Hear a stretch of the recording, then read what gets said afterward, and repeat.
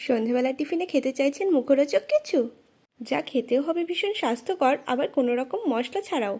তাহলে আর বেশি দেরি না করে চটপট কিছুটা ছোলা নিয়ে সেগুলোকে ভিজিয়ে দিন। বেশ কয়েক ঘন্টা ভেজানোর পর ওভেনের ওপর নিয়ে নিন একটি প্রেসার কুকার এবং ভিজিয়ে রাখা ছোলাগুলোকে সেদ্ধ বসিয়ে দিন। ছোলা সেদ্ধ করা হয়ে গেলে পরে এগুলোকে জল ঝরিয়ে নেব। এরপর কড়াইতে নিয়ে নিয়েছি কিছুটা সাদা তেল। এরপর এতে দিয়ে দেবো একে একে পেঁয়াজ কুচি, কিছুটা আদা কুচি ও কাঁচা লঙ্কা কুচি। স্বাদ অনুযায়ী ছড়িয়ে দিলাম লবণ, দিয়ে ভালো করে নাড়াচাড়া করে নেব। কিছুটা ভাজা হয়ে যাওয়ার পর ওপর থেকে দিয়ে দিলাম সিদ্ধ করে রাখা ছোলাগুলো। যারা কোনোদিনও ছোলা খেতে পছন্দ করে না তারাও এটি নিমেষেই শেষ করে ফেলবে।